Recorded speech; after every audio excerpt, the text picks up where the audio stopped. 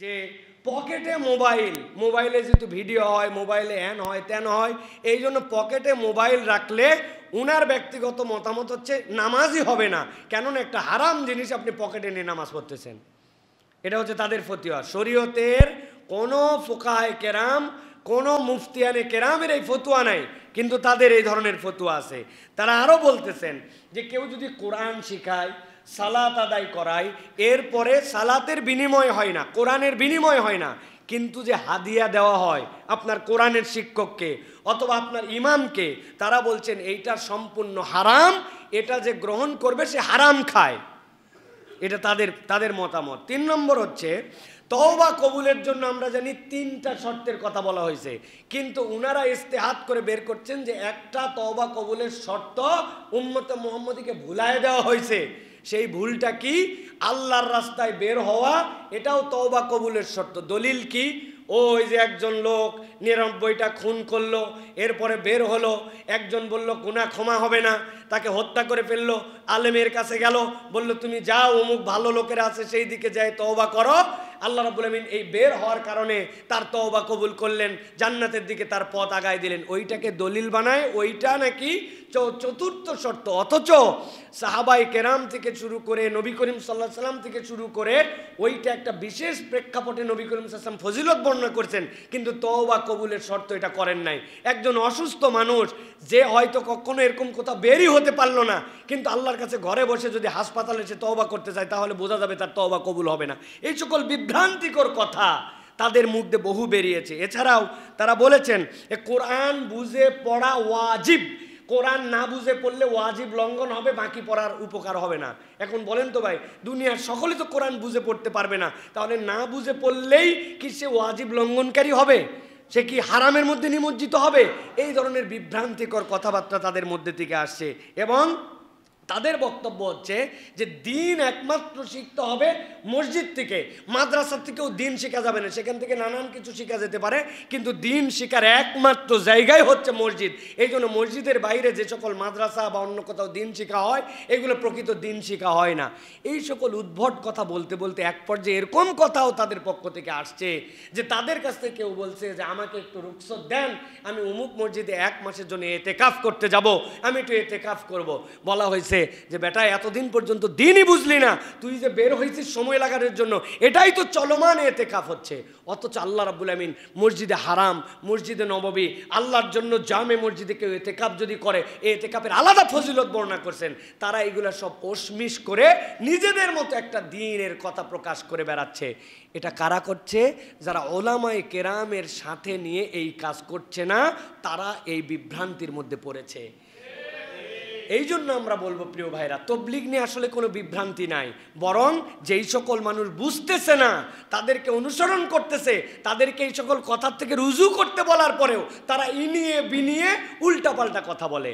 একটা কথা একজন আলেম বলেছেন, আমার কাছে শুনে খুব পছন্দ হয়েছে। ভাই, আপনাদের হাসপাতাল, ক্লিনিক এইগুলাতে অনেক ধরনের নার্স আছে না ভাই? ব্রাদার আছে না ভাই?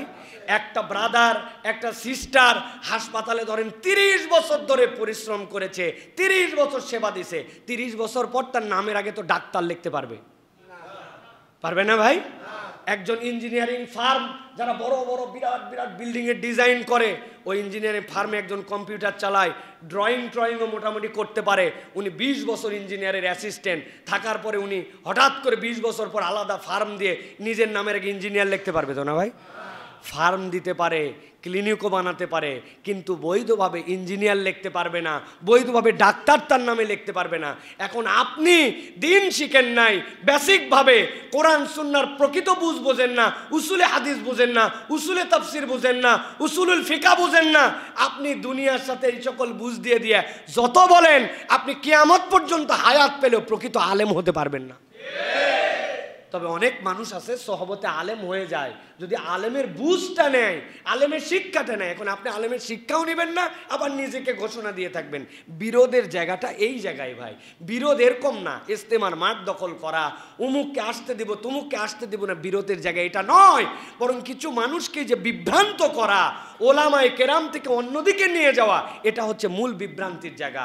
আপনি যদি হিসাব করে দেখেন 99.99% আলেম যদি তার দুনিয়াবি কোনো স্বার্থ না থাকে তাহলে এই সকল কার্যক্রম এবং এদের পক্ষে থাকতে পারে না। বেশিরভাগ মানুষ অন্যদিকে, কিন্তু কিছু স্বার্থান্বেষী মানুষ এই দিকে গেছে। সুতরাং আমরা বলবো আল্লাহ তাদেরকে বুঝ দান করুক, আল্লাহ তাদেরকে হেদায়েত দেখ, আল্লাহ রাব্বুল আমিন এই হক দাওয়াতকে হক হিসাবে নিয়ে যাওয়ার তৌফিক দান করুক। সবচেয়ে বড় সাংঘাতিক বিভ্রান্তি হচ্ছে ইসলামের 5-এর বাইরে 6 উসুল, এবং তাদের বক্তব্য হচ্ছে কেউ কেউ 6 উসুল নিয়ে জিজ্ঞাসা করেন 6 নম্বর। আরে বেটা, 6 নম্বর উসুলই তো মূল উসুল, বাকি 5 উসুল নাকি 6 নম্বর উসুল দিয়ে হবে? ভাই, দাওয়াত ও তাবলীগের বাহিরেও, এই বের হয়ে যাওয়ার বাহিরেও সাহাবাই কেরাম, তাবেই, সালফে সালেহিনগণ হাজার ধরনের তাবলীগ করেছেন। মুহাদ্দিসরা লিখেছেন কিতাব, কেউ দর্স ও তালিম দিয়েছেন, কেউ ওয়াজ করেছেন। আপনি বলছেন কোনোটাই না, ওইটাই একমাত্র উসুল এবং বাকিগুলার পূর্ণ দিবে।